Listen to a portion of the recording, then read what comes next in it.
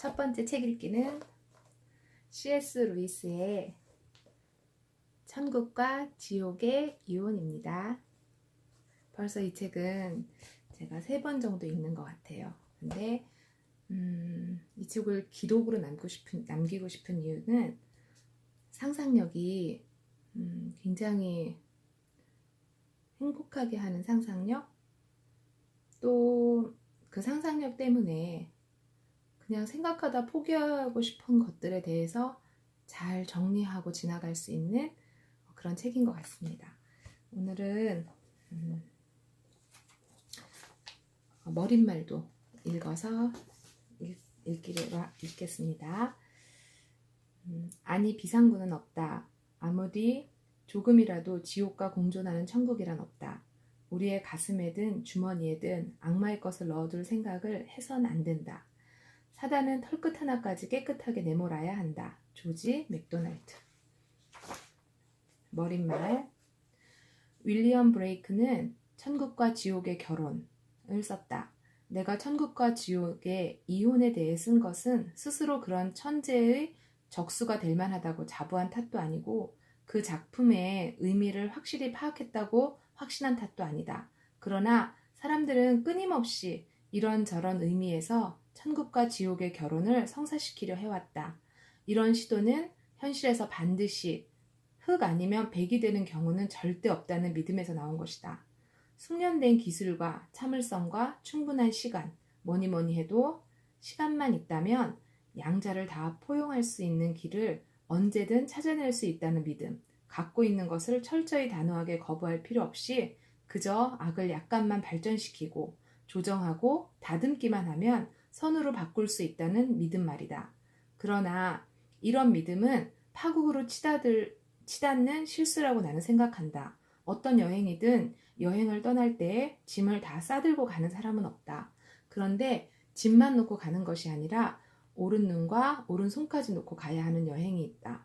우리가 사는 세상에서 원의 반지름처럼 중심을 향해 가는 길은 하나도 없으며 따라서 아무리 오래 걸어도 길이 서로 가까워져 중심에서 만나는 경우는 찾아볼 수 없다.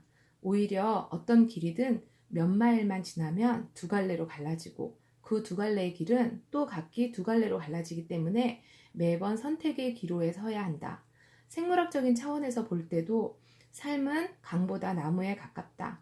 삶은 통합을 향해 흘러가는 대신 서로 갈라져 뻗어나가며 피조물들은 원숙해질수록 서로 달라진다. 선은 녹익을수록 악과 구별될 뿐 아니라 다른 선과도 구별된다. 나는 잘못된 길을 택했다고 해서 무조건 다 멸망한다고 생각하지 않는다. 단지 잘못된 길을 택했을 때에는 올바른 길로 돌아와야만 구원을 받을 수 있다고 생각할 뿐이다. 산수 문제를 잘못 풀었을 때에도 답을 바로잡을 수 있는 법이다. 그러나 그렇게 하려면 계산한 과정을 되짚어서 실수한 지점을 찾아낸 다음 새로이 계산을 시작해야지. 무조건 계산을 계속해서는 안 된다.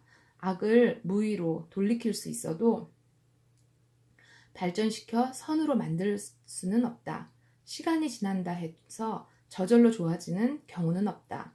저주는 저주를 푸는 힘을 가진 역주문으로 조금씩 풀어나갈 수밖에 없다. 역시 흑 아니면 백의 문제인 것이다. 지옥을 붙들고 있는 한 천국은 볼 수 없다. 천국을 받아들이려면 지옥이 남긴 아주 작고 소중한 기념품까지 미련 없이 내버려야 한다. 물론 나는 천국에 간 사람이 자기가 포기한 것들을 아주 잃지 않았음을 발견하게 되리라고 굳게 믿는다. 그뿐 아니라 가장 저급한 소원의 형태로 추구했던 것의 진짜 알맹이가 뜻밖에도 저 높은 곳에서 그를 기다리고 있으리라 믿는다. 이러한 의미에서 여행을 끝마친 이들은 선이 모든 것이며 천국은 어디에나 있다고 진심으로 말하게 될 것이다. 그러나 길의 이쪽 끝에 서 있는 우리가 종착지에 도착한 사람만이 뒤를 돌아보며 할 수 있는 생각을 미리 하려 드는 것은 잘못이다. 그러다 보면 자칫 모든 것이 선하며 어디나 천국이다라는 잘못된 명제, 파국을 부르는 영명제를 용인하게 되기 쉬운 탓이다. 그렇다면 지상은 무엇이냐는 질문이 나올 수 있다. 지상은 결국 별개의 장소가 아님을 깨닫게 되리라는 것이 내 생각이다. 천국 대신 지상을 선택한 사람은 지상이 처음부터 지옥의 한 구역이었음을 알게 될 것이다. 또 지상을 천국 다음 자리에 놓은 사람은 지상이 애초부터 천국의 일부였음을 알게 될 것이다. 이제 이 작은 책에 대해 덧붙이고 싶은 말은 두 가지밖에 없다. 첫째로 이름은 잊었지만 몇 년 전 과학소설이라는 총천연생 미국 잡지에서 읽었던 어떤 글의 작가에게 큰 영향을 받았음을 밝혀두고 싶다.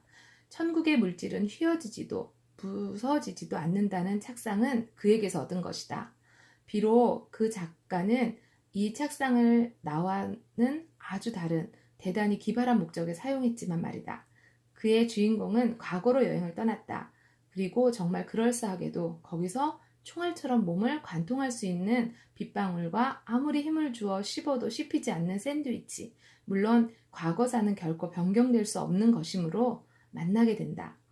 나는 독창성은 그에게 미치지 못해도 타당성은 그에 못지 않다고 생각하면서 여행의 목적지를 과거에서 영원으로 바꾸었다.